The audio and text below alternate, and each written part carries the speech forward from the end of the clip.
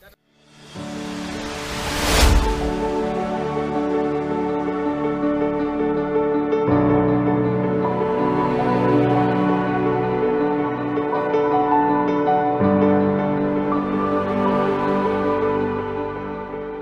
Long ago, Baringo, an area classified as arid and semi-arid, was dry, bare, and dusty.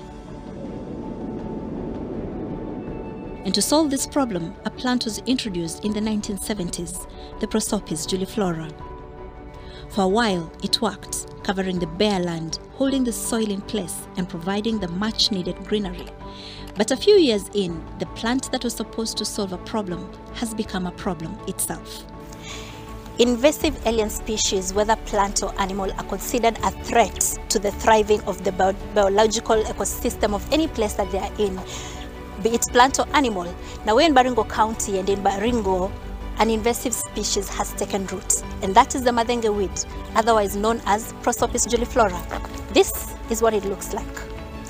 A lot has been said about this plant, whether positive or negative, and so Earthwise this week is in Baringo County to establish exactly how the people feel about this plant and what plants are being put in place to control its spread.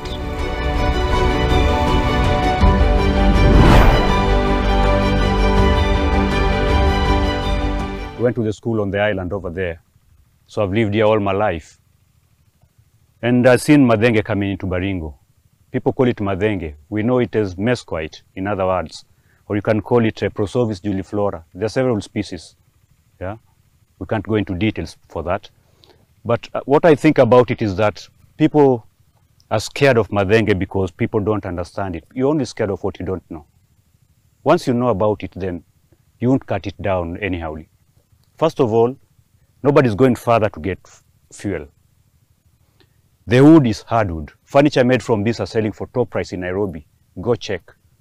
Habitat for species of birds, animals, insects, abundant in Baringo at the moment. People are scared of the thorns. It depends on everybody's allergy, you know, we are different.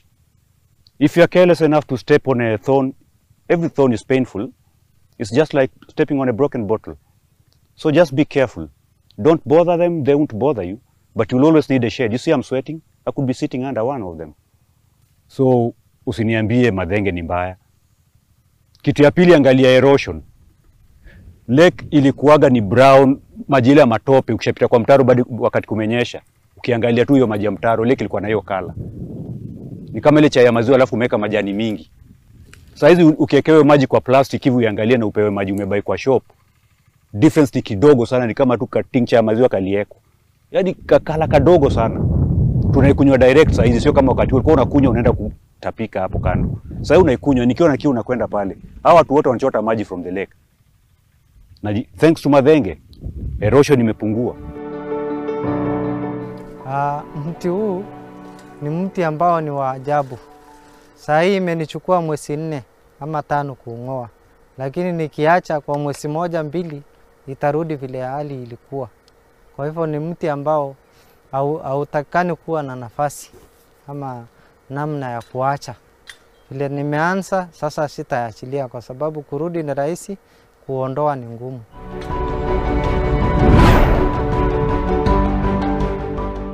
The spread of Prosopis weed has caused a significant negative impact on the environment and the livelihoods of pastoral communities. Today it has spread to at least 22 counties, and the communities impacted want it declared a national disaster.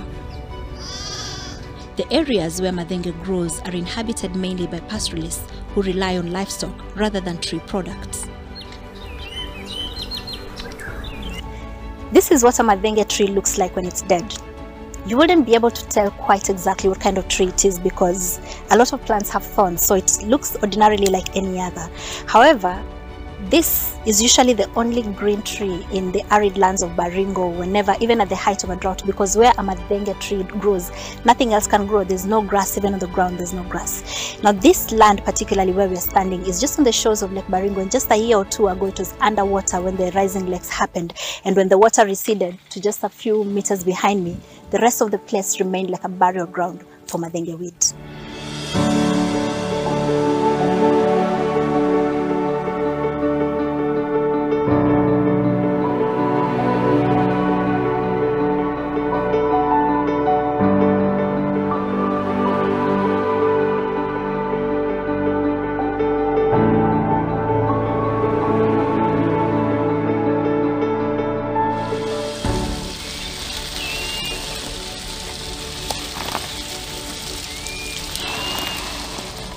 we are carrying out some tests on the allelopathic characteristics of Mathenge.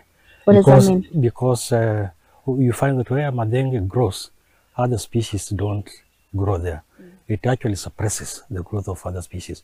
So we are carrying out experiments to see what actually is contained in this Mathenge that inhibits the growth of other trees. And you find that grass doesn't grow where Mathenge actually grows. The dense thickets of Prosopis infestations have outcompeted grass and other forage, posing more significant threats than benefits. A few years ago, some pastoralists from Baringo County caused a stir when they presented toothless goats in court, just to illustrate the weed's impact on their livestock. Only one goat in 1,000 will have this problem. And that's a very old goat feeding for maybe 20 years. Ile mbuzi unapenda sana. Paka imezeeka, meno itaisha tu, hata mzee meno utoka. Usiweke Mathenge shida. The reason why the teeth of the goats are falling is because of the excess sugar in the Mathenge pods. So when they consume a lot of sugar, just sugar erodes the teeth. So then the teeth get eroded and they fall off. So it is true that Mathenge seeds, if consumed by the goats, mostly goats, then it can make their teeth fall. Ukichukua hii pod ya Mathenge, according to research, isiage, chukua unga ngano, utachukua glasi moja ya hii pod, hiyo imesiagwa powder, it's rich in protein. Ongeza na hii unga yako ya ngano, you make some nice pancake, keki pia. Ni ngumu. Hata haijakauka vizuri. Ni ngumu. Usume directive. Usume direct. Uma tu chiu yetu. Vunja tu hiyo hapo pole pole. Unajua kama imekauka. So we are recommending the pods can be ground. After grinding, you mix with ground maize cobs just to reduce the sugar content and feed to the livestock. And then on the side of human, we have done a research and test. This one can be ground and mixed with wheat flour to make human food like chapatis, mandazis, and cakes. But if you just grind the pods and use the flour alone, it's very sticky. So making the dough will actually be a problem. So is it as sticky as ungangano? Yeah, it's sticky as ungangano, but it's more sticker than ungangano. So we recommend you mix the ground of this and that of wheat flour. What is the ratio ya hiyo kuchanganya? The ratio is 3:1. If you take 3 parts of wheat flour, you have to take 1 part of this.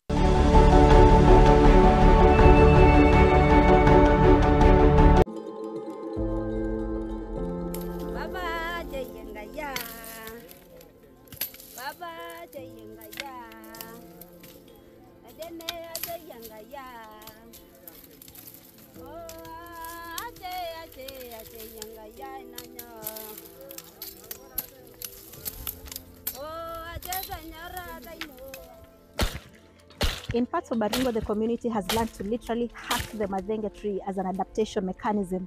This way, they are able to make other uses out of it, such that they're able to control the spread of the tree in the environment. It's actually a very strong tree to cut through, and also making an income out of it.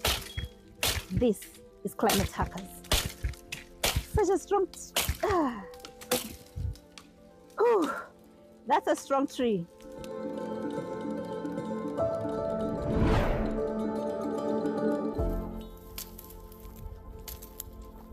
Over the last few years, the Kenya Forestry Research Institute has been working with the communities in Baringo to find economic uses for the Mathenge tree, even as the country works on a more permanent solution to curb its spread. Tell me about why it's important to the work that KEFRI is doing about Mathenge. Why is it so important? Mathenge is an exotic species, meaning it was introduced here, and after being introduced here around 1986, 85, then it spread so fast because this is not its natural habitat. So therefore, after spreading, it claimed the grassland. for this area. This is a pastoralist region where people keep livestock for their livelihood. So Mathenge having claimed or colonized the whole grassland, we saw a need to do some research about how to manage it and also how to utilize the biomass. In how to manage it, we have come up with different ways of managing it. Mechanized ways where you can use a bulldozer to extract the Mathenge. We can also use the manual way where the farmers or the landowners can cut the Mathenge and use it to make charcoal. Another way is using chemical, which we are still testing right now.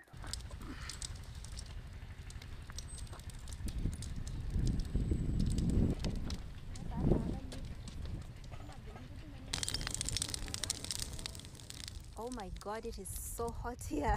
How many temperatures is that kiln? It's between 400 degrees to 600. 400, 600? Yes. How do you get it to be that hot?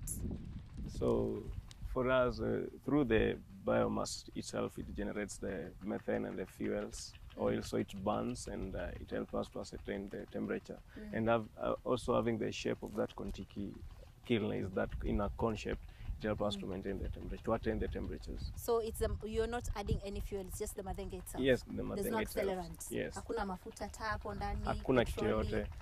Ni Mathenge tu Ni yenyewe. Mathenge peke yake. So you're converting it into biochar. Yes. How long does it take for that kiln to complete that combustion process? Let's say it's around when you start at 8 a.m. in the morning, by 1 the Kontiki should be full. And you don't need to restart the fire? Yeah, we can restart the fire if you want to do 2 rounds a day. You can put off the fire, scoop the biochar from to the bags. And you restart. And How do you maintain that temperature to be that hot? It's just the Mathenge itself, because they keep adding. When the top layer burns, they keep adding more of the Mathenge. So that the reason why we are adding, trying to avoid for it to become ashes, to burn to ashes, so that we limit oxygen there. Okay, so how close can we go before the heat becomes uncomfortable? We are now just barely 10 feet away. But if you're used to this one, we can move even closer, because when we usually take temperatures, we come up to here with our gun to take temperatures. The temperature gun. Yes. I even here can feel how hot it is. Yeah. What is this pipe at the bottom? So this one is the to release excess water, to quench excess water after putting on the fire, because when the biochar is ready, we use water to put on fire. So for this one is just a tap, so that we open, then the excess water comes out. So very basic question, what is biochar? Biochar is just like charcoal, but with the biochar, we burn under high temperatures with the limited oxygen. Yeah. How, and charcoal, what do you do with charcoal for it not to be? Because charcoal naona wakifunika na mchanga. Yes. Could you also make biochar by kufunika na mchanga? No, we are not going to make biochar kufunika na mchanga, because we want to maintain to attain their temperatures. Oh, the so difference here is the temperature. temperatures. Yes. Oh, okay. So the gunias I see around us, this is what comes out of there? Yeah, this is one that comes out of there. This is biochar. So this is already biochar? Yeah, this is biochar. Nikiweka kwa jiko itawaka? Haitawaka hii. Kwa nini? Because iko very light, and also it was prepared under high temperatures. So haiwezi waka kwa jiko. Haiwezi waka kwa jiko? Yeah. Okay. So now for it to be, we've spoken to the community and they said you're using it for fertilizer. Yes. So the burnt plant material, what is it about it that makes it good fertilizer? So as biochar itself, it's not a fertilizer. It's just a soil amend it's amend the soil. It holds water 2 times its weight. But for you to make it fertilizer, you need to charge. And one thing, if you're going to charge, you use the manure mostly here. Even if you can use farmyard manure, poultry manure, or also you can use rabbit urine to charge. So we're going to charge maybe for at least 14 days for it to be ready to be used as fertilizer. Used as fertilizer. Okay. That one will be a biochar fertilizer. Yeah.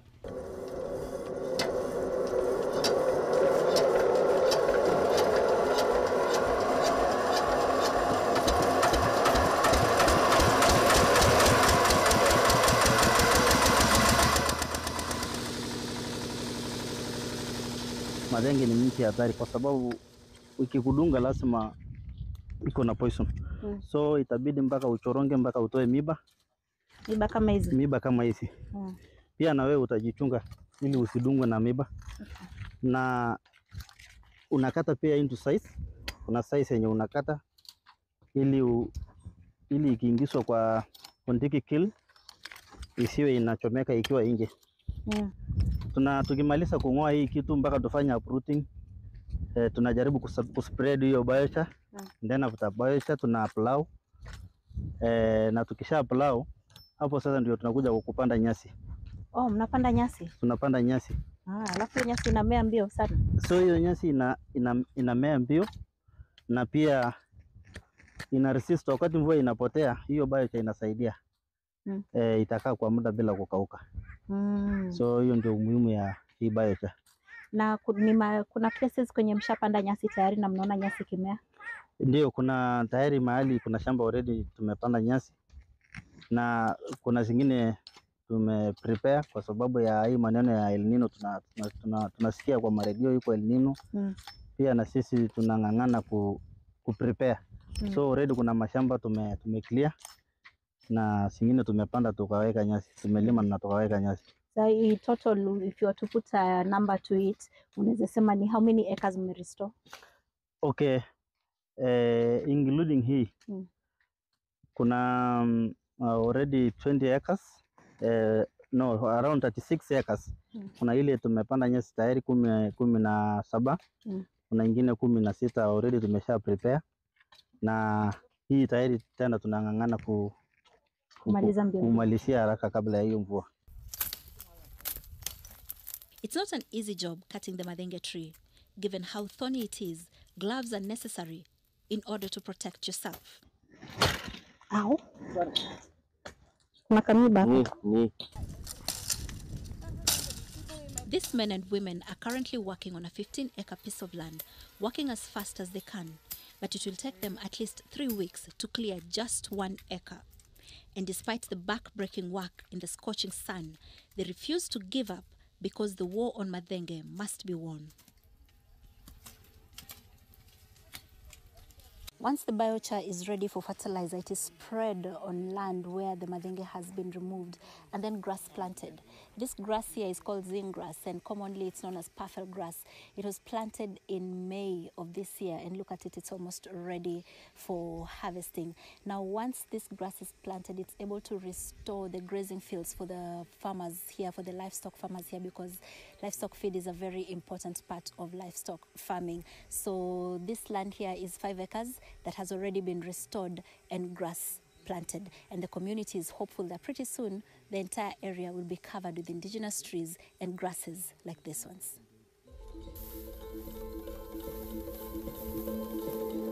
Ningefurahia sana kuona community wakisaidika, sana sana wakiwa na mapato, kwa sababu wakipata kitu kwa siku, at least kila familia watafurahia process badala walalamike.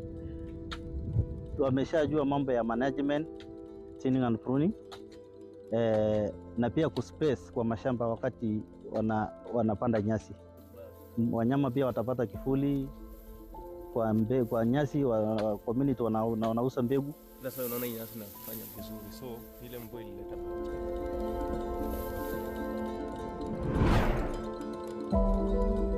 Since 2003, much effort has been put into eradicating the Mathenge at the national level, but the tree just keeps spreading faster than it can be cut down. A task force was even set up to devise ways of eradicating it, but eradicating might be futile for a tree that is set to regrow from vegetative buds and massive seed banks underground.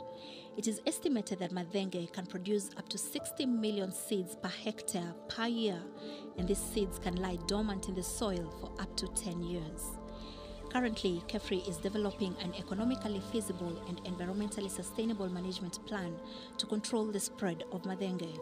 The aim of this strategy is to minimize the tree's negative effects and make the most of a situation that is already difficult to reverse, especially given the limited knowledge on how to manage it effectively. For some Baringo locals, there can never be anything positive to come out of the Mathenge weed, that it's just best to remove it and return the landscape to what it was originally before the Mathenge ever came. But for many others, the positives of this plant outweigh the negatives, and they say it's best to just leave it there because soil erosion was one of the biggest problems this ecosystem faced, and the Mathenge helped to control that. But one thing that is clear is that today the Mathenge has spread to over 22 counties, and these counties have been struggling with how to contain its spread. You can see how much area one of those plants covers. And so the Kenya Forestry Research Institute is coming up with a master plan that will guide how this Mathenge weed is controlled, including some of the uses that can be put in place. Otherwise, wraps it up in Baringo County. See you again next week.